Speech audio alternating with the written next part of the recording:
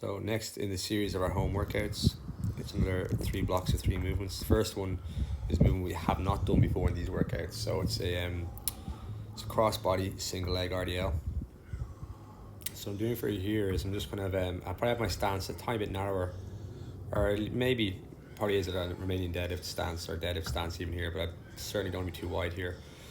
Because I'm restrict my mobility somewhat as well. So I want to try and get the weight to the outside of my opposite foot. What I'm doing here is going to be a bit of a trunk rotation, but I want to keep my lower back extended slightly, so meaning that I'm slightly arched, I'm not rounding my lower back. Think long spine. So here I want the weight to be kind of not too far away from my shins when I get towards that bottom position. So I'm pushing my bum back and I'm really focusing on the hip hinge here as well. So I'm going to go for 8 repetitions each side on this one.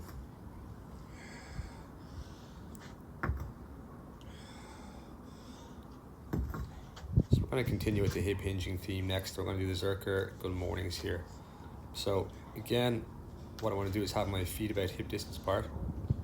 And again, really focus on the hip hinge. So bottom position, shins are vertical. Even there, I'm probably pushing a bit more weight back onto my heels. But I don't want to come off my heels on the way down. And again, I want to keep, I guess, my midline. Or if I was letting that weight hang straight down, I'd want that weight to kind of almost dangle between my shins, not too far out in front of my toes.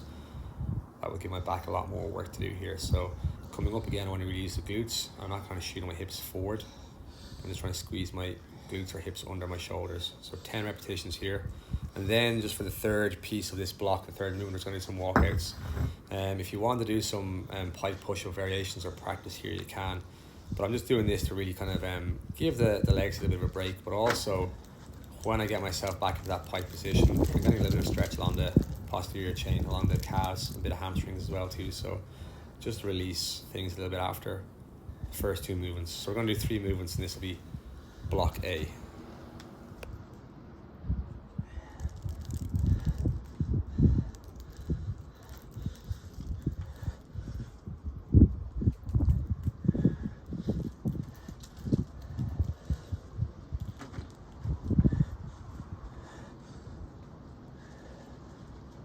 So block B, we're starting with the hand supported single leg Romanian deadlift with 1 arm row. Like I always say to these guys, we've done a fair bit of them. It's hard to kind of overload deadlifting patterns at the moment with just one weight. So what we were trying to do is make things a little more, or I guess increase overload or intensity in terms of single leg work. Ipsilateral or contralateral work, that type of thing as well. A bit more balance and stability involved. The hand support here really works to help keep our hips level with the floor.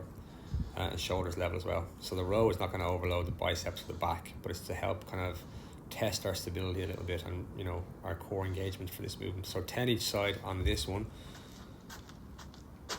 When that's done, I'm going to do some Passunders here, so it's balance work. I'm just taking off my runners because I find I get a bit better balance with my socks or bare feet here. A little less ankle kind of movement. So I'm trying to keep the points of contact, big toe, little toe and heel on the floor. I can try and emphasize the natural arch a bit. Just passing side to side. So we're going to go 8 side to side with 1 leg in the air, and then 8 side to side with the opposite leg in the air. So you're not trying to lift my thigh here. I'm not trying to lean forward or kind of slouch down from my upper body. I'm trying to keep my thigh high. So again, I'm not as good at balancing on my right leg here than I will be on my left. As you can see already, I'm kind of struggling a little bit. And again, if you know you want to try and increase the intensity a little bit here, we can go a bit wider on the release. So as you can see, I'm being a bit stingy at moving. I'm trying a bit more there.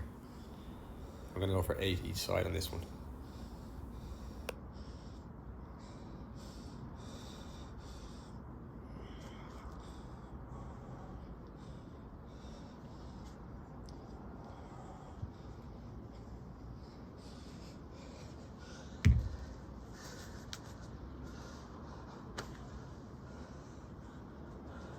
Third movement for block B is just an isometric glute bridge. So just holding the glute bridge position, just trying to work on squeezing through the glutes here, trying to make sure the hamstrings aren't doing too much work.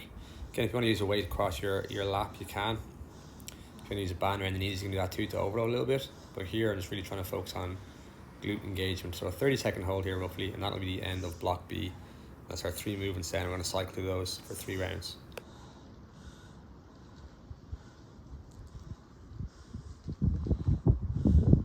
So on to block C. We're going to start with the curtsy lunge. We're going to go for 10 repetitions on each leg.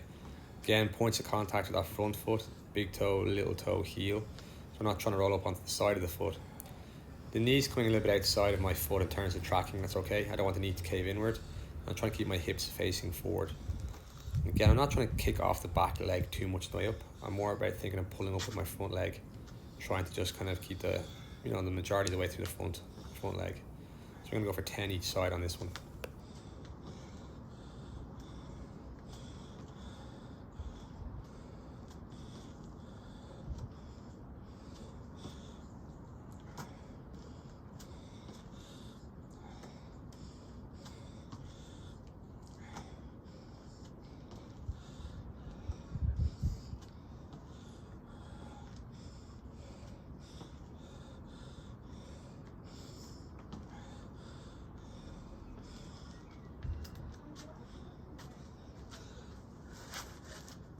After the curtsy lunge, it's going to be the reverse plank, 30 seconds here.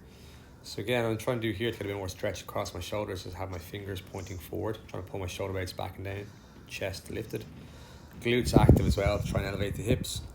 Heels down, and I can point my toes away slightly here. So the 30-second hold.